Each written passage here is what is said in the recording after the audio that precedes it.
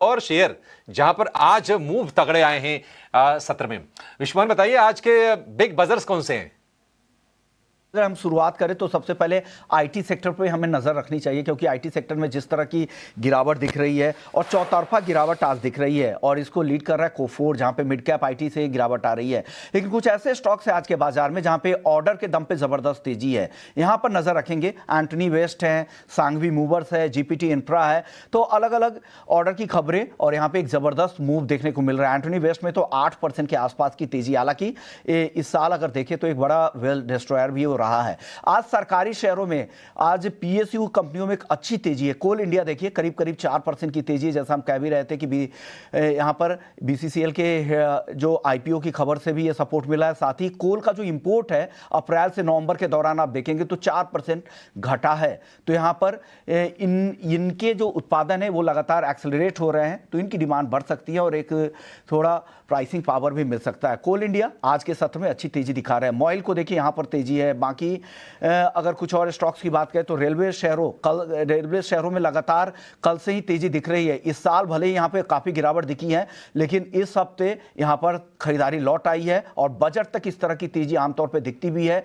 और IRCON, rights, IRFC, RBNL जैसे stocks है जहां पर आज शानदार तेजी लगातार दूसरे दिन दिख रही है। लेकिन मीशो लगातार तीसरे दिन गिरावट, हम लगातार इसके वैल्यूएशंस को लेकर आपको आगाह भी कर रहे थे। अभी भी लॉस मेकिंग कंपनी है, लेकिन इनके बिजनेस मॉडल की वजह से ये चल गए थे, लेकिन अभी भी बुक्स को लेकर काफी ज्यादा चिंता है, बैलेंस शीट को लेकर चिंता है। लगातार तीसरे दिन गिरावट, और कल भी हमने देखा था 10% की गिरावट, आज भी 8.5% ये टूट चुका है। और इशू के बाद से जो रैली आई थी उसके बाद से अब ये लगातार 3 दिनों से मुनाफा वसूली दिख रही है। तो ये कुछ ऐसे एक्शन वाले स्टॉक्स हैं जिन पर आपको नजर जरूर रखनी चाहिए।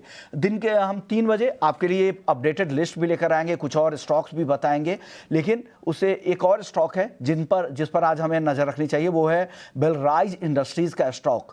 हाँ, मई की लिस्टिंग है, इसी साल लिस्ट हुई थी, और लिस्टिंग से देखें तो करीब करीब 85-86% तक दाम बढ़ चुके हैं और एक जबरदस्त तेजी। और प्रमोटर ने मिनिमम शेयर होल्डिंग के नॉर्म्स की वजह से अपनी हिस्सेदारी 6.5% से ज्यादा हिस्सेदारी बेची है। और साथ ही इजराइल की कंपनी के साथ जो डील हुई है उसको बाजार सबसे ज्यादा नजर रखे हुए है, क्योंकि एक टेक्नोलॉजी का जो फायदा मिलेगा, जो सिनर्जी का फायदा इजराइल की कंपनी के साथ मिलेगा, और दूसरा भारत इंडियन डिफेंस के साथ जो ये करार हुआ है और उसका फायदा यहाँ पे बेलराइज इंडस्ट्री को आगे भी मिल सकता है। तो ये कुछ एक्शन वाले स्टॉक्स हैं। लेकिन अभिषेक के पास चलते हैं और कुछ एक बार फिर से समझ लेते हैं कि बाजार में कौन कौन से सेक्टर है जहां पे हमें नजर रखनी चाहिए, और साथ ही निफ्टी और बैंक निफ्टी, क्योंकि निफ्टी की आज एक्सपायरी भी है। तो आज कौन से लेवल्स आपको अगले हफ्ते की एक्सपायरी में, क्योंकि अगला हफ्ता जो होगा वो मंथली एक्सपायरी का हफ्ता होगा, तो वो काफी अहम भी होगा, तो कौन कौन से लेवल्स आपको जरूर देखने चाहिए। अभिषेक बताइए, क्या आपकी रीडिंग क्या है, क्या आपका सेंस क्या कह रहा है बाजार को लेके अभी?